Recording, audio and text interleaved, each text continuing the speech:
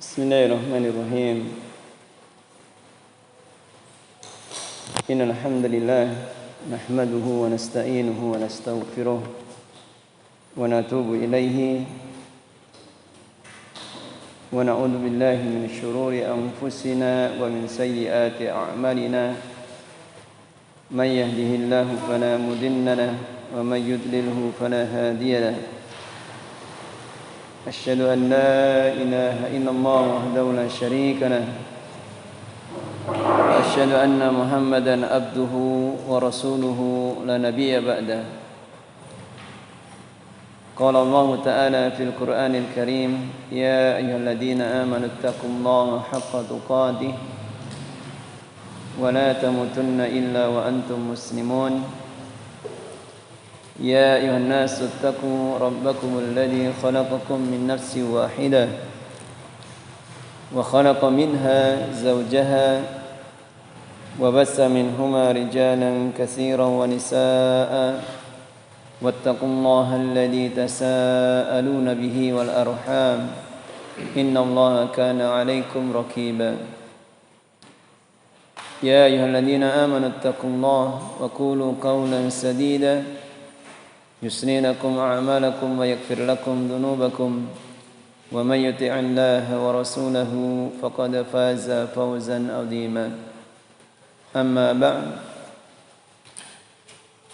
فإن أصدق الحديث كتاب الله وخير الهدى هدى محمد صلى الله عليه وسلم وشر الأمور محدثاتها فإن كل محدثة بدعة wa kullu bid'atin dhalalah wa kullu dhalalatin finnar. Ayyuhal ikhwah rahimani wa rahimakumullah. Insyaallah taala kita akan melanjutkan kajian kita, pembahasan kitab Ad-Da'u wad-Dawa. Ya, kalau antum tidak bisa melihat kitab, ya mungkin cukup dengarkan saja. Masih di dalam pembahasan tentang akibat dari perbuatan az-dzunub al-ma'asi, akibat-akibat dari perbuatan dosa dan kemaksiatan kepada Allah Subhanahu wa taala. Di mana di dalam kitab ini beliau begitu banyak sekali menjelaskan tentang sekian akibat dari perbuatan dosa dan kemaksiatan kepada Allah Subhanahu wa taala. Maka setelah beliau menyebutkan akibat bahwa dosa menjadikan sebab hilangnya kenikmatan, tidak ada satu kenikmatan yang hilang dari kita kecuali pasti karena sebab dosa yang kita lakukan. Maka setelahnya beliau menyebutkan al-ma'siyatu tuba'idu bainal abdi wal malaki. Kemaksiatan itu bisa menjauhkan antara seorang hamba dengan malaikat. Kemaksiatan bisa menjauhkan antara seorang hamba dengan malaikat. Sebagaimana termasuk di antara bagian dari akidah Ahlussunnah wal Jamaah, wajibnya kita untuk mengimani para malaikat-malaikat Allah. Mereka lah makhluk ciptaan Allah yang didekatkan kepada Allah Subhanahu wa taala, yang senantiasa melakukan ketaatan dan tidak pernah bermaksiat kepada Allah Subhanahu wa taala. Maka di antara hikmah yang besar diciptakannya para malaikat adalah bahwasanya malaikat adalah teman-teman terbaik kita, kaum mukminun. Malaikat adalah makhluk-makhluk Allah yang senantiasa mendoakan orang-orang yang beriman, senantiasa menolong orang-orang yang beriman. Yang karena ini semua termasuk di antara perkara yang gaib yang Allah tidak tampakkan, akan tapi yang wajib bagi kita adalah mengimaninya. Bahwa kabar gembira bagi orang-orang yang beriman, Allah Subhanahu wa taala senantiasa mendekatkan dengan para malaikat-malaikat yang mulia. Senantiasa mendekatkan kepada para malaikat-malaikat yang mulia. Dan bisa jadi selama kita hidup di dunia ini sampai sekarang, kita ini sering ditolong oleh para malaikat, dibantu oleh para malaikat dalam keadaan terjepit, dalam keadaan darurat. Bisa jadi kita pernah ditolong oleh para malaikat, akan tapi kita tidak menyadarinya. Adapun dalil-dalil yang menunjukkan dekatnya para malaikat dengan orang-orang yang beriman, maka di antaranya disebutkan di dalam beberapa ayat. Antum bisa buka di dalam dalam surah Ghafir. Dalam surah Ghafir ayat halaman yang pertama di bagian akhir, ayat yang terakhir, Allah Subhanahu wa taala berfirman, alladzina yahmiluna al-arsya wa man haulahu yusabbihuna bihamdi rabbihim wa yu'minuna bihi wa yastaghfiruna lilladzina amanu. Dan para malaikat yang mengusung arsy-Nya Allah dan yang ada di sekitarnya, maka mereka senantiasa bertasbih memuji Rabb mereka. Mereka beriman kepada Allah dan mereka senantiasa mendoakan ampunan bagi orang-orang yang beriman. Mereka senantiasa, karena bentuknya di situ fi'il mudhari yufidul istimrar, senantiasa mendoakan ampunan bagi orang-orang yang beriman. Demikian juga apa yang disebutkan di dalam beberapa hadis. Sering di antara kita mendengarkan hadis bagaimana doanya para malaikat untuk kita.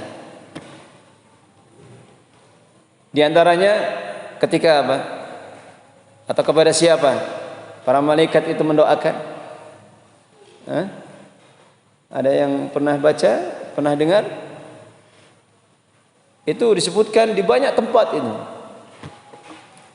Yang pertama, para malaikat senantiasa mendoakan ampunan kepada orang-orang yang menuntut ilmu dan orang-orang yang mengajarkan ilmu dan kebaikan.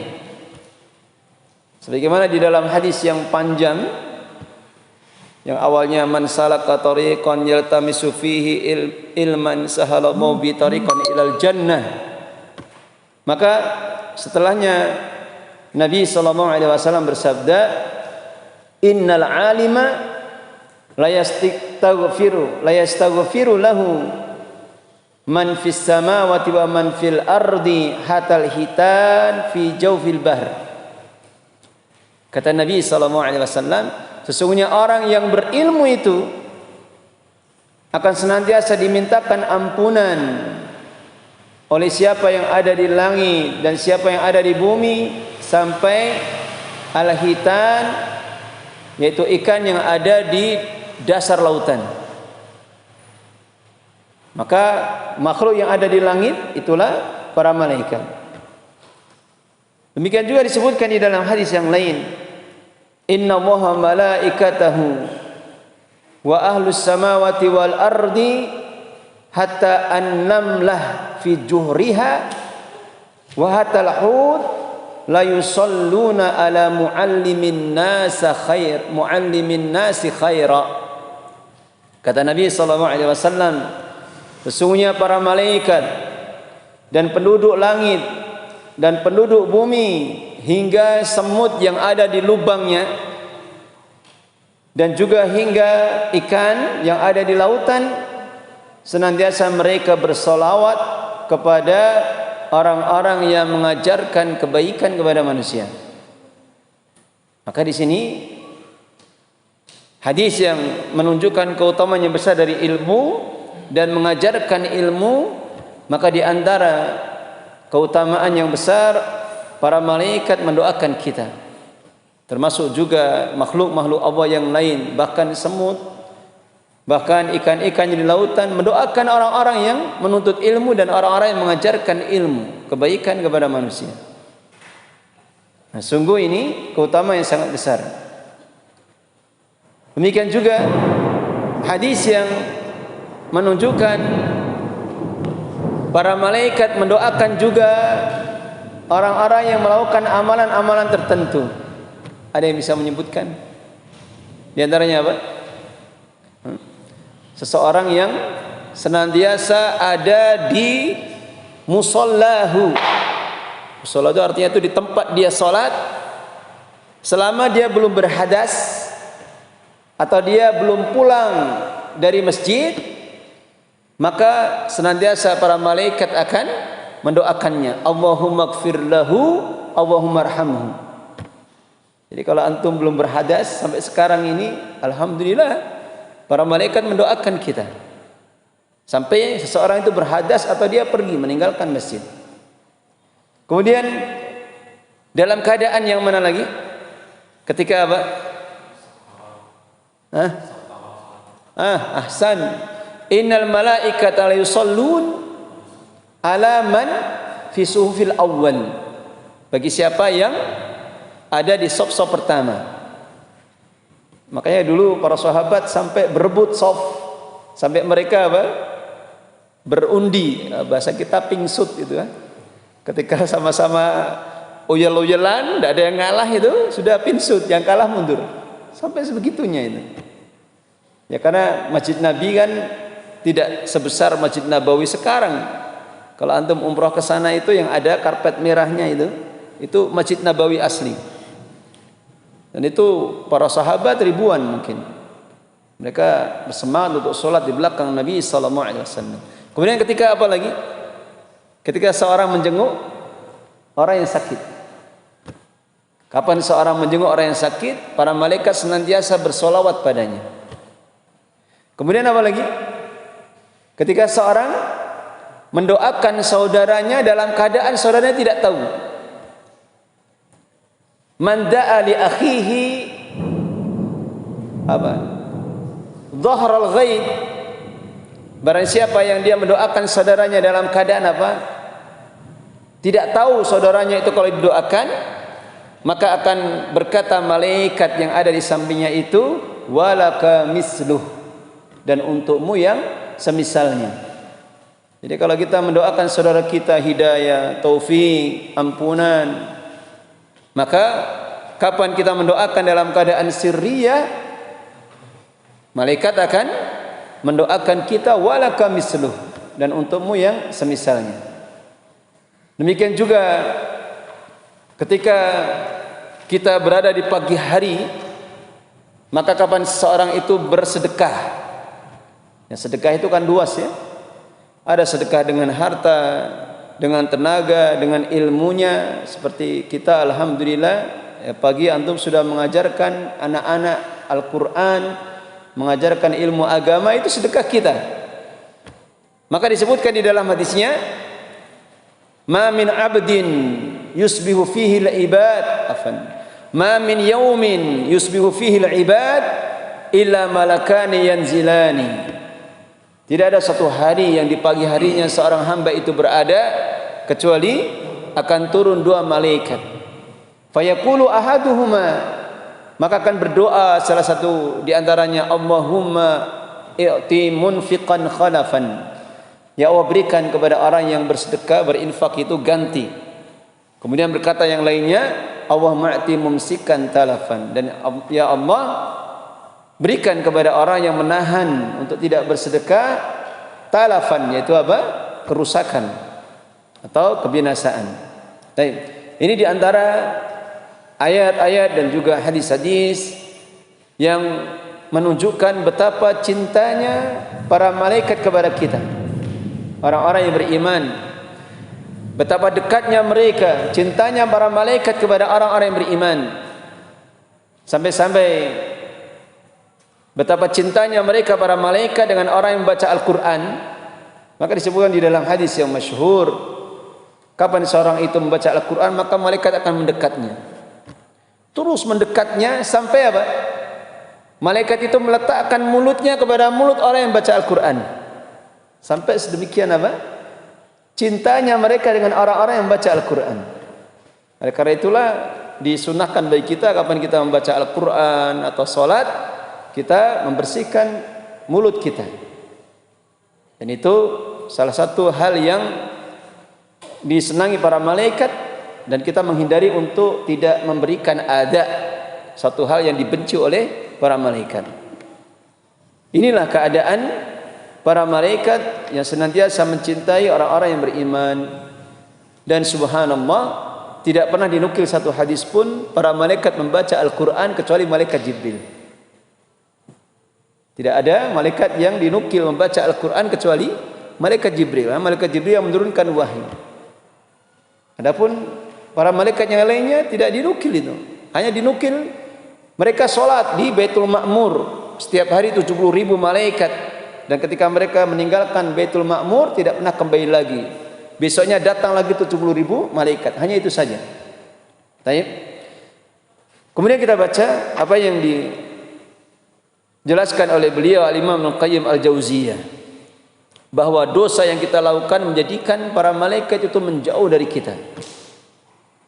Kata beliau, min uqubatiha, dan di antara akibat-akibat atau keburukan-keburukan dosa dan maksiat, annaha tubaidu 'anil abdi waliyahu, bahwasanya maksiat itu bisa menjauhkan dari hamba itu waliyahu, walinya, itu pelindungnya, penolongnya. Wa anfa'al khalqi lahu, menjauh darinya makhluk yang paling memberikan manfaat untuknya. Jadi beliau menyebutkan apa? Anfa'ul khalq, makhluk yang paling memberikan manfaat untuknya. Wa ansahahum lahu, dan paling memberi nasihat untuknya.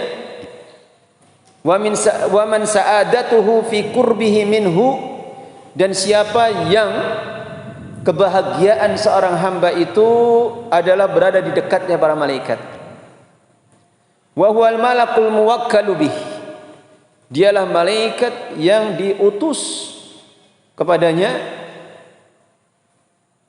Wa tudni minhu aduwahu, dan kebalikannya kata beliau, dosa itu akan apa? Tudni, mendekatkan darinya itu aduwahu, musuhnya. Wa aghsyal khalqi lahu, dan makhluk yang paling menipu untuknya. Wa a'dhamahum dararan lahu, dan paling besar bahayanya untuknya. Wa huwa asy-syaitan, yaitu syaitan. Fa innal abda, maka sungguhnya hamba itu, idza asallaha, jika dia telah bermaksiat kepada Allah, tubaidu minhu al-malak, maka akan menjauhkan kemaksiatan itu darinya malaikat, akan menjauhkan malaikat itu darinya. Biqadri tilkal ma'siyati, sesuai dengan apa? Kadar dari kemaksiatan itu. Hatta innahu layataba'adu anhu, hingga sungguh akan saling menjauhin anhu darinya, bil kadibatil wahidah, meskipun hanya karena sebab apa? Satu kedustaan, masafatan ba'idatan, akan menjadikan apa? Jauh dengan jarak yang jauh, akan menjauhkan para malaikat itu dengan jarak yang jauh. Meskipun itu hanya sekedar apa? Kita berdusta dengan satu dusta, dengan sekali dusta, maka itu bisa menjauhkan para malaikat itu dengan jarak yang jauh. Wa fi ba'dil asar, yang disebutkan di dalam sebagian asar, idza kadibal abdu taba'ada minhul malaku milan min natani rihihi. Idza kadibal abdu, jika ada seorang hamba itu yang berdusta, taba'ada minhul malak, maka malaikat itu akan menjauh darinya milan, sejauh 1 mil, min natani rihihi, dari apa? Natan, apa natan? Busuknya, rihihi, baunya. Padahal cuman berdusta. Padahal sekedar apa? Berdusta. Nah, kemudian apa yang akan kita gambarkan, kita bayangkan ini?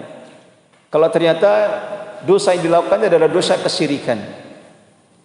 Ya, kalau malaikat dengan sebab dosa berdusta saja seperti itu dia akan menjauh, maka bagaimana dengan dosa kesyirikan, kekufuran?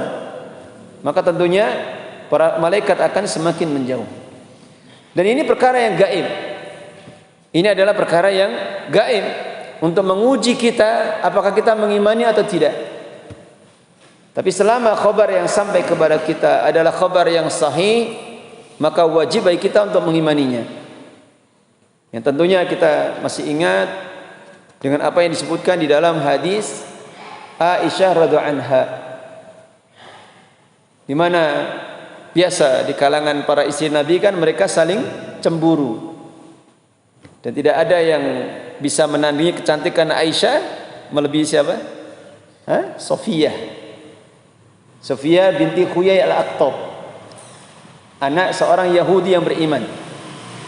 Anak seorang Yahudi yang beriman. Nah, Sofiyah ini tubuhnya pendek. Maka Aisyah, ya, karena didorong kecemburuannya, mengatakan dengan isyarat tangannya itu, hiya qasirah. Apa qasirah? Pendek. Sofiyah itu pendek.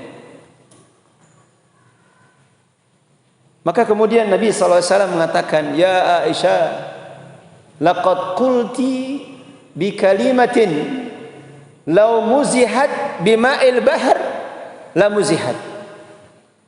Wahai Aisyah, sungguh engkau telah mengucapkan satu kalimat, seandainya kalimat itu dicampurkan atau dimasukkan ke dalam air di lautan, sungguh akan bisa apa? Merubahnya. Ya, padahal cuma sekedar apa? Sekedar mengatakan keburukan kepada orang lain seperti itu saja, kata Nabi seperti itu. Lalu apa yang akan kita bayangkan dengan dosa kesyirikan yang dilakukan oleh seseorang seandainya itu ditampakkan, atau seandainya tidak ditampakkan, ditampakkan apa baunya, ya, sungguh kita tidak akan bisa hidup di dunia ini. Ya, kalau sekedar ucapan jelek seperti itu saja bisa merubah air di lautan, lalu apa yang akan kita katakan dengan dosa kesyirikan jika ditampakkan atau dijadikan itu bisa tercium baunya, ya, maka sungguh kita tidak akan mampu bisa hidup di dunia ini. Baik. Kemudian kata beliau, fa idza kana hada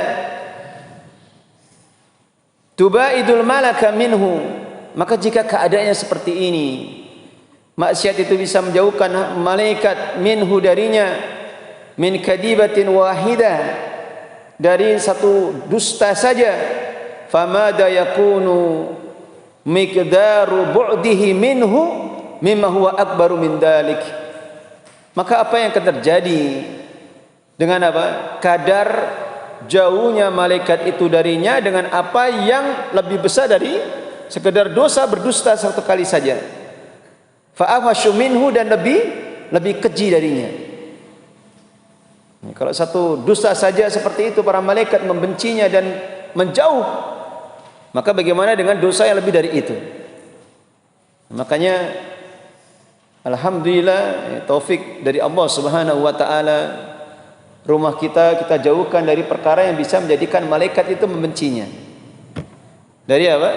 Dari surah, dari nyanyian-nyanyian, dari aurat-aurat yang ditampakkan, maka ini keutamaan yang besar. Malaikat akan senang untuk tinggal di rumah kita dan tidak menjauh karena sebab perbuatan dosa dan kemaksiatan yang ada di dalamnya. Kemudian kata beliau, wa qala ba'du salaf, dan berkata sebagian para ulama salaf, idza raqiba dzakaru adz-dzakara. Apa ini maknanya?